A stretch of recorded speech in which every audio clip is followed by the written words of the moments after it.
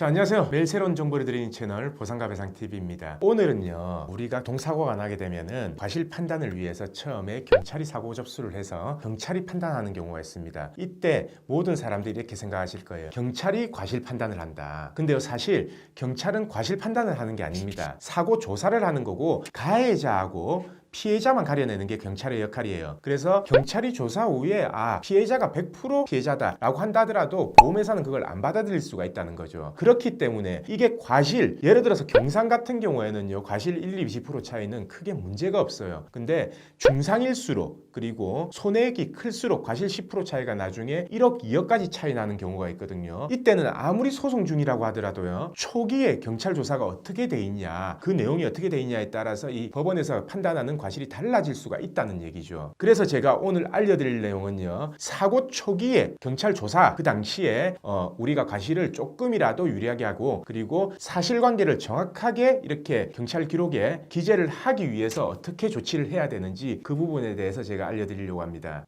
그리고 경찰 조사 결과가 불만이 있는 경우가 분명히 발생할 겁니다. 그때는 만약에 경찰 조사 결과가 불만이다, 나는 피해자인 줄 알았는데 왜 가해자로 돼 있냐, 아니면은 경찰 조사가 이렇게 끝나면은 결국은 내 과실이 좀 더 잡힐 것 같은데 왜 이렇게 조사가 끝났지? 부실하다. 분명히 이렇게 판단되시는 분들은요, 어떤 식으로 해야 되는지 그 부분에 대해서 제가 알려드릴게요. 사고가 발생하면요, 그냥 경찰이 알아서 조사하겠지, 가만히 있으면 안 됩니다. 경찰이 놓치는 부분이 분명히 있을 수도 있고요, 다른 증거를 경찰이 확보를 못한 경우가 있을 수가 있어요. 그럴 경우에는 증거 수집을 위해서 내가 만약에 그 상황에, 사고 상황에 본 게 있다면 그 부분에 대해서도 조사를 해달라. 그리고 목격자가 있으니까 그 목격자 확보해달라. 아니면은 다른 차량이나 다른 건물에 CCTV나 블랙박스가 있었다면 그걸 확보해달라 라고 이렇게 하는 경우가 있는데요, 이런 것들을 과정을 안 거치고 그냥 경찰 수사에만 맡겨놨다가 나중에 내가 생각한 다른 결과가 나올 수가 분명히 있다는 거죠. 그래서 사고 초기에 그런 부분에 대해서 경찰에게 강력하게 어필을 하셔야 되고요, 만약에 그 부분도 부진하다라고 하면요, 사설 도로교통감정사라고 있습니다. 그 감정인한테 의뢰해서라도 나중에 법원에 첨부될 수 있는 이 사고 내용에 대해서 정확하게 조사될 수 있는 그런 전문가의 조사 소견도 꼭 필요합니다. 그래서 사고 초기에 과실에 대해서 내가 조금이라도 더 적극적으로 주장하고 싶고 과실이 되게 중요한 사안이다 라고 하면은 그렇게 노력을 기울여야지만 꼭 피해를 안 본다, 그걸 꼭 명심을 하시고요. 그리고 경찰 조사의 과정이 불만이다, 아니면은 결과가 불만이다 라고 한다면 그 바로 직후에 이의 신청을 하셔야 됩니다. 이게요, 직후에 이의 신청을 안 하고 시간이 지나서 만약에 검찰로 송치가 돼요, 그러면은 그 이의 신청은 받아들여지지가 않습니다. 재조사도 물론 없고요. 그래서 그럴 경우에는 어떻게 이의 신청을 하시냐면요, 보통 관할 경찰서 교통계에서 이 사고된 조사를 하거든요. 근데 거기에 이의 신청이 있다 라고 해서 관할 경찰서에 이의 신청을 하면은 당연히 그게 안 되겠죠. 그래서 그 상부기관인 지방경찰청에 이의 신청을 하셔야 되고요, 이거는 온라인 접수로도 가능하기 때문에 꼭 그 방법을 담당 경찰관이나 아니면은 지방경찰청으로 문의를 하셔가지고 꼭 이의 신청을 사고 조사 직후, 그리고 조사 결과가 나온 직후에 하셔야 된다는 얘기입니다. 제 말 분명히 명심하셔야 됩니다. 이 과실 나중에 되면요, 큰 사고일 경우 과실 10%가 1억, 2억 차이 나는 경우 분명히 있습니다. 아니요, 더 차이 나겠네요. 왜냐면 보험사에서 나중에 치료비를 1, 2년 정도 지불 보증을 했다라고 하면은 결국은 나중에 내 합의금에서 과실 부분도 깎이지만 치료비 낸 부분에 대해서도 치료비 상계가 합의금에서 빠져버려요. 그렇기 때문에 이 과실 10% 무시하면 안 됩니다. 그리고 만약에 이걸 다 놓쳤다, 그래서 소송 진행 중이다 라고 하면요, 담당 변호사나 아니면 본인이 직접 소송을 할 때요, 꼭 그 부분에 대해서 정확하게 주장을 해달라, 그걸 요구를 하시고요, 가만히 있으면 안 되고 관련 자료들을 전부 다 협조를 해주셔야지만 소송 결과 과실 단 10%라도 깎을 수 있는 그런 여지가 생긴다는 거 꼭 명심을 하시길 바랍니다. 자, 다시 한번 강조드릴게요. 자, 과실 10% 절대 무시하시면 안 됩니다. 저희도요, 소송을 하다 보면요, 과실 10% 가지고 2심, 3심까지 가는 경우도 있습니다. 왜 그렇겠어요? 금액이 몇 천만이 차이 날 수가 있기 때문에 그런 겁니다. 그러니까 제가 아까 말씀드린 사고 초기 그리고 조사 직후 그때 하셔야 될 내용, 그거에 대해서는 꼭 기억해 놓으셨다가 꼭 활용하시기를 추천드립니다. 자, 그럼 오늘 방송은 여기까지 하고요, 내일도 새로운 주제를 가지고 오겠습니다. 오늘 방송 끝까지 봐주신 구독자분들 감사드립니다.